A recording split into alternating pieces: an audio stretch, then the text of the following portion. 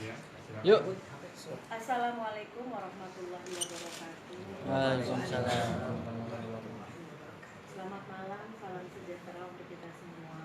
Pertama-tama tentunya terima kasih atas perhatian, atas kehadiran rekan-rekan media yang semuanya kita cintai. Kembali kita bertemu dan kembali saya menerima amanah tugas dan keluarga sebagai pembicara untuk menjelaskan dan mungkin menjawab pertanyaan keingintahuan semua peserta media dan masyarakat Indonesia. Pertama-tama saya juga cukup adalah saya yang mana atas segala rahmat nikmat dan afiat Islam, salawat dan salam sejahtera Alhamdulillah semua sehat ya. Alhamdulillah. Hari ini, malam ini saya ingin menyampaikan, pasti pertanyaannya akan benar bahwa Muhammad benar sebagaimana kita ketahui bersama Langsung minum dari belakang.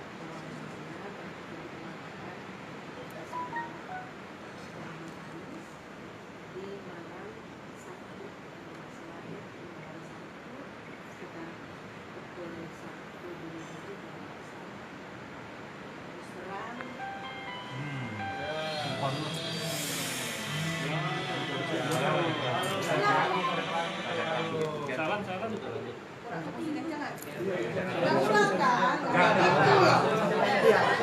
Tanya lanjut, agak kencengan aja kakak, agak kencengan suaranya. soalnya masnya kamu. Iya bang, terbawa aja bang.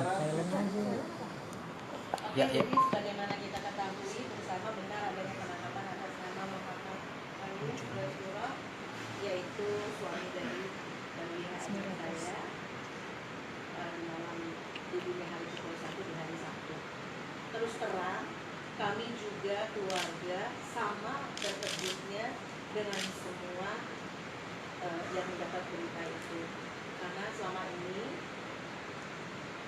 kami mendapatkan semuanya berjalan baik-baik saja, tidak ada hal yang mencurigakan, bahkan semua tahu, para media tahu, masyarakat tahu, bahkan akhir-akhir ini Dawiyah sendiri sudah kembali beraktivitas, kembali memenuhi panggilan-panggilan TV, on air ya, show juga, mengisi acara-acara dan sebagainya.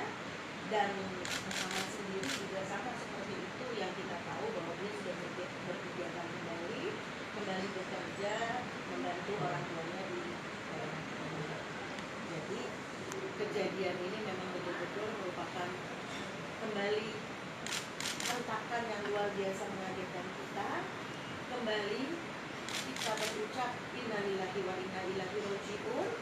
Rupanya memang masih terus dan terus kita mengalami cobaan-cobaan yang seperti ini, tapi insya Allah kembali kita yakini bahwa ini semua insya Allah adalah bentuk kasih sayang Allah dan kebaikan yang akan kita raih nantinya insya Allah. Walaupun tentunya peristiwa ini menjadi peristiwa yang amat sangat membuat kita semua kecewa, bukan saja kalian, kecewa, prihatin, sedih, bingung, juga mungkin ada sedikit marah pastinya. Yang rasa itu saya rasa menjadi rasa yang amat wajar, sebagaimana juga akan dirasakan oleh siapapun yang tertimpa musibah seperti ini.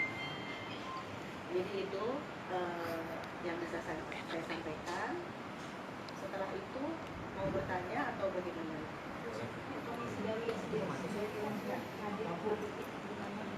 Alhamdulillah. Oh iya, saya lupa sampaikan, Dawiyah kirim salam untuk semuanya. Untuk saat ini dia masih belum siap untuk bertemu rekan-rekan media, karena dia masih butuh waktu untuk menenangkan diri. Tentunya Dawiyah adalah orang yang pertama kali shock dalam hal ini. Jadi itu Dawiyah sekarang dalam proses kita tenangin, karena memang pada saat Dawiyah saya yang menyampaikan kejadian itu, gitu. kebetulan kejadian itu Dawiyah berada di rumah saya. Gitu. Pada saat kejadian itu Dawiyah berada di rumah saya. Saya mau ceritain kronologinya bagaimana? Boleh. Jadi kita memang hari itu Jumat itu kebetulan saya ada pengajian di rumah pengajian rutin selawat Maria dan sholat tasbih. Tapi pagi itu saya udah koordinasi sama Syekh karena siang habis sholat Jumat itu kami melakukan pemindahan kakak saya, belum lupa mungkinnya Haidar yang kemarin dirawat di Duren Sawit, kita pindahkan ke RSKO. Kenapa dipindahkan? Karena masa rawat melalui BPJS itu sudah habis 21 hari, tapi kami selaku keluarga merasa bahwa belum maksimal pengobatannya sehingga kami atur untuk dipindahkan ke RSKO. Nah, itu yang terjadi. Setelah itu malam berlalu seperti biasa, kemudian pagi hari kita tahu memang Umi ada jadwal ngisi acara di Indramayu. Jadi pagi itu Umi nyanyi. Nah, kita juga di rumah kalau Sabtu, kita kalau di rumah kalau Sabtu biasanya bangunnya keluar rumah, keluar kamar tuh agak siang. Nah, Umi kebetulan berangkat, tiba-tiba saya yang waktu itu keluar kalau nggak salah ngobrol sama anak-anak di meja makan sekitar jam 10 mulai kita ngobrol, tiba-tiba jam 11 apa gitu anak saya keluar dari kamar, dia bilang, mama ditelepon-telepon nih, katanya nggak bisa, ada apa? Saya bilang gitu. Terus dikasih tahu bahwa di rumah Cawang ada polisi, ada penggeledahan seperti itu. Kaget tentunya.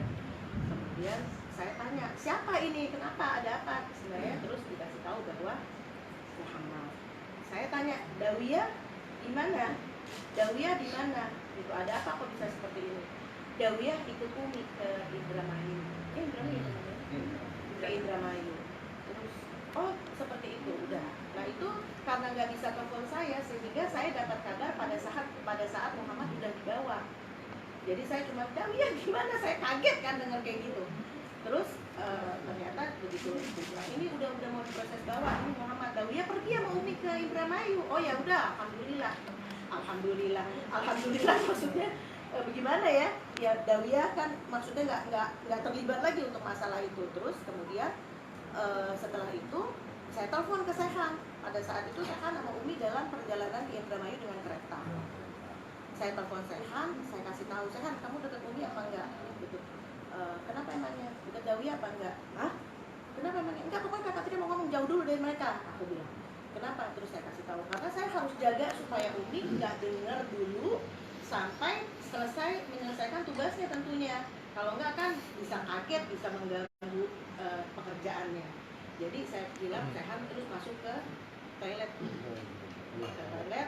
Terus gerbong kereta dia masuk, terus saya, kamu telepon saya, aku bilang. Terus dia telepon, terus aku bilang ini ada kabar begini gitu. Loh kenapa nih? Ya nggak tahu. Nah terus tapi Dawiyah sama kamu kan? Saya bilang Dawiyah ikut Umi kan? Hah? Dawiyah enggak, Dawiyah ke rumah kakak Tria gitu. Oh, di rumah kakak Tria di mana? Nggak ada Dawiyah di aku gitu. Terus enggak, tadi lo kata orang rumah Dawiyah ikut kamu gitu kan? Terus enggak, perginya memang bareng-bareng katanya gitu. Perginya memang bareng-bareng, tapi Dawiyah tuh ke rumah kakak Tria. Emang belum ketemu? Belum, kita bangun siang kalau Sabtu, aku bilang gitu. Terus habis itu, oh jadi Dawiyah di rumah aku. Coba aku terus langsung panik kan, mana Dawiyah gini-gini. Pembantu bilang, oh iya Bu, tadi Dawiyah memang datang pagi-pagi, dia bilang gitu. Tapi ibu kan belum pada bangun, jadi dia langsung masuk ke kamarnya. Jadi kamar Dawiyah kan memang ada di depan kolam renang saya situ. Dia langsung masuk ke situ, rupanya langsung tidur gitu. Dia memang biasanya suka kalau malam minggu kadang-kadang suka tidur di rumah kita sama Muhammad, karena biasanya kan kalau malam minggu saya pergi sama anak-anak, jadi dia suka jalan. Kalau Umi ada di rumah kita pergi bareng-bareng suka gitu. Jadi dia memang suka datang seperti itu. Jadi terus oke gitu, udah saya shock, saya sempat lemes, bahkan sempat juga bibir lidah keluh sampai seperti itu. Terus saya bilang sama saya, kan ini begini, yang penting kamu jaga Umi. Saya nggak tahu kalau masalah Muhammad, terus terang Muhammad adalah artinya orang yang baru masuk ya ke dalam keluarga kita. Jadi kita nggak bisa terlalu jauh tahu tentang dia bagaimana. Kemudian pelan-pelan saya coba bangunin Dawiyah. Nah disitulah Dawiyah baru tahu, dan shock. Terus saya tanya, loh emang Muhammad kemana? Loh semalam dia nggak pulang. Semalam, loh kenapa kok bisa nggak pulang? Selama ini kan baik-baik aja, kita nggak pernah dengar ada apa-apa. Terus dia bilang, enggak, aku memang. Terus dia nangis kan, kenapa gini, aku nggak ribut kak. Gitu, rupanya ada ribut. Gitu. Jadi ya nggak tahu ceritanya seperti apa.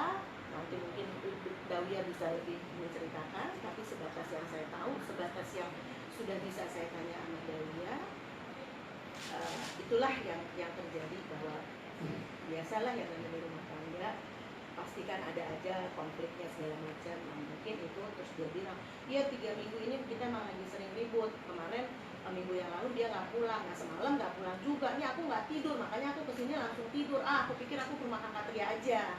Terus dia, loh dia kenapa jadi begini lah? Aku juga nggak tahu, gitu kan, nangis. Jadi kita tenangin, aku terus tenangin Dawia, karena Dawia juga kelihatannya agak shock dengan nggak nyangka juga kalau Muhammad kok jadi nekat kayak gitu sampai nggak bisa menguasain dirinya, entah masalahnya apa atau apa, saya nggak ngerti.